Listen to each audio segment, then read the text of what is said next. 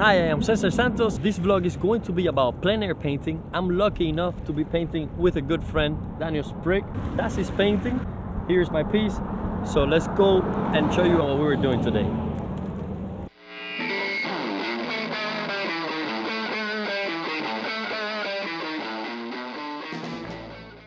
Daniel Sprick is in town. He wanted to go out and paint some outdoor scenes here in South Florida, in Miami. It's nice to get motivated with inspirational artists, get together, share ideas, paint the world, and have fun. I consider plein air painting as a great practicing tool. While you're doing it, you're exercising your mind, judging shapes and values and many things that go through your mind. You think about life, you see stuff happening, you're more alive in that sense. And that reflects in your studio later on. It could definitely bring some creativity to your work, even when the work itself is not creative because it's just exercises. But the mind gather information that you can definitely use in your own painting, in the more cerebral type of painting.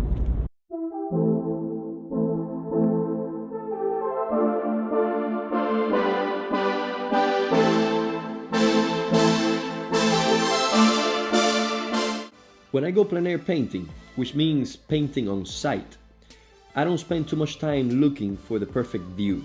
For me, plein air is about making any scene interesting, and that is by making, artistic interpretations.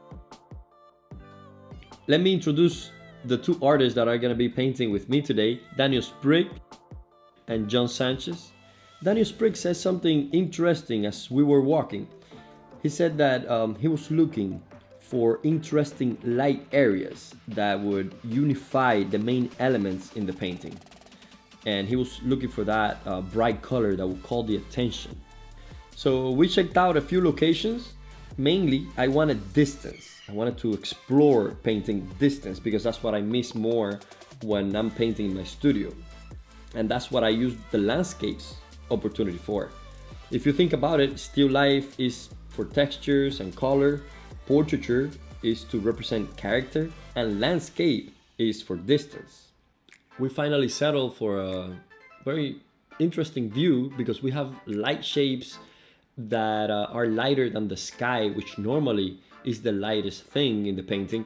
So we have these light shapes on the ships that will be interesting to capture, also with very intricate shadow shapes in the distance. That is going to be tough because we have to avoid details in the distance and water reflection. So we have a very ambitious scene here in front of us.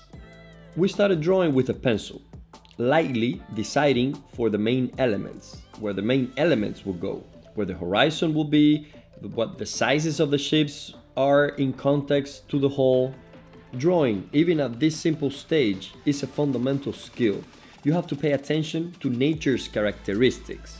I even suggest drawing the landscape at first, instead of painting it. Draw trees, do studies of rocks, draw the distance. This way you get used to the specificity of things instead of remaining general.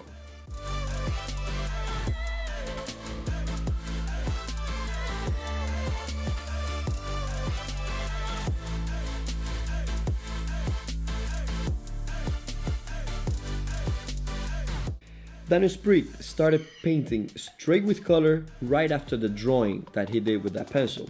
But John painted from the beginning. He never drew. Well, he was thinking of drawing, but with paint, which is a good habit too. I started by covering the whole surface with a thin layer of raw umber.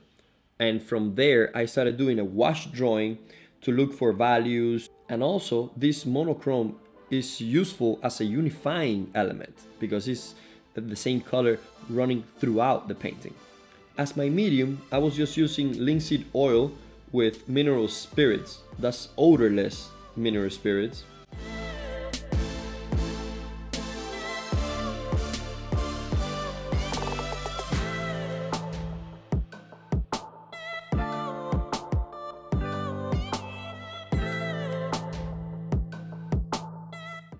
I spent quite some time doing this monochrome, thinking just in values, because I knew that I was gonna be adding color after. So this underpainting is just a setup for me to adjust the values.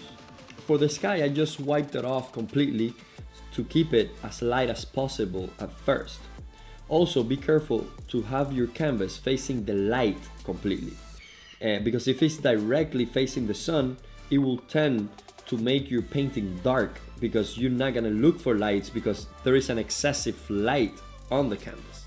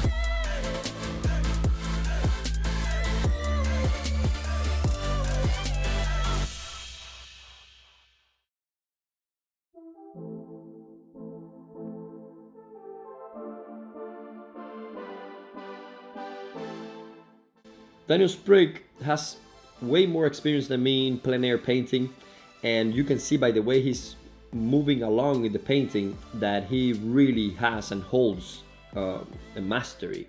I should have just sit down and watch him paint, but I really wanted to paint too.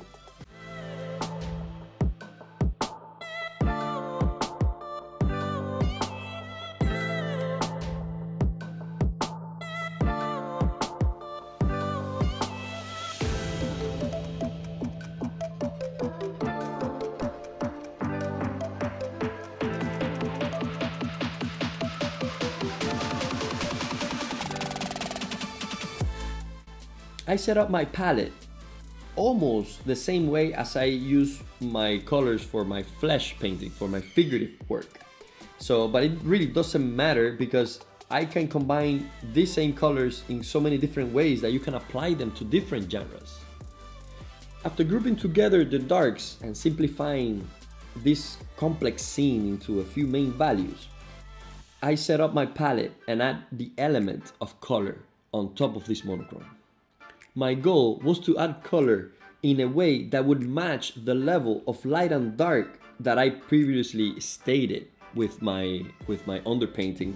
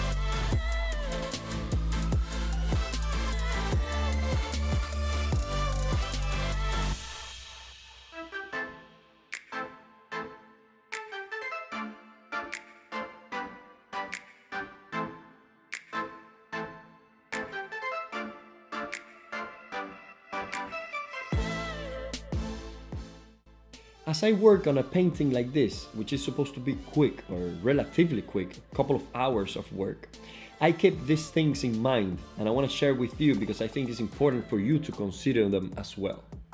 What is my lightest light? What about my group of darks? Maintaining values even is very important because that way you will find any variations within those values better. Also be precise with the hue, with the color temperature, with the subtleties of the transitions. Always work from large to small or from general to specific. I keep correcting my drawing, thinking how can I be more specific.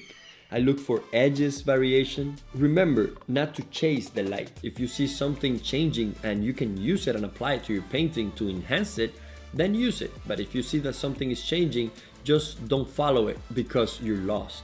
Control it. Ask yourself too, which is the highest chroma in the scene? Where are my grays? Because even in a bright landscape, we have to realize that most colors in front of us are grayed down. Things are not as bright as they seem to be. Also remember that things that are far away are smaller, they lack detail, they're more blurry, they have less contrast, lower chroma, cooler hues.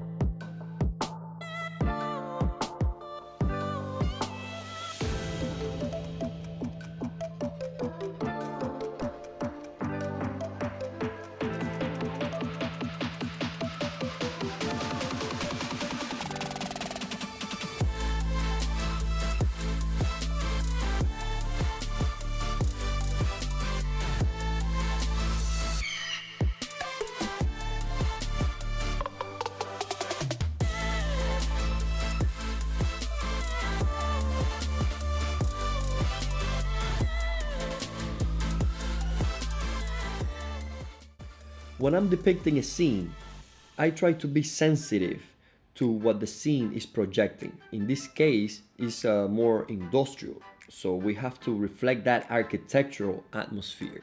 And maybe straight lines are more useful or sharp turns.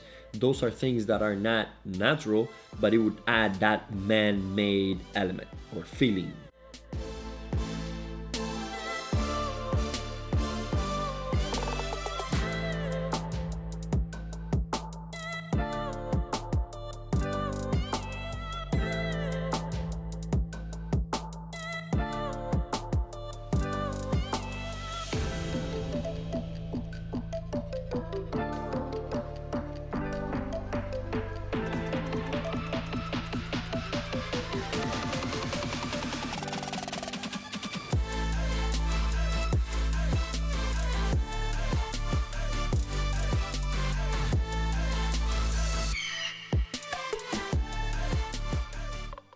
I am so lucky to paint with these two great artists because we can share ideas and techniques.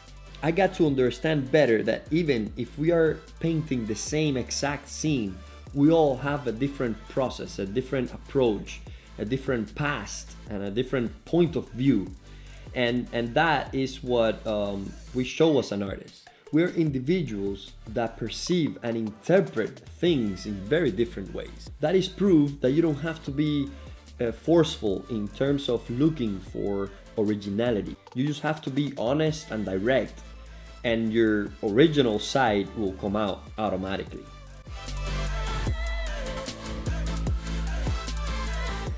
Let's wrap this video up.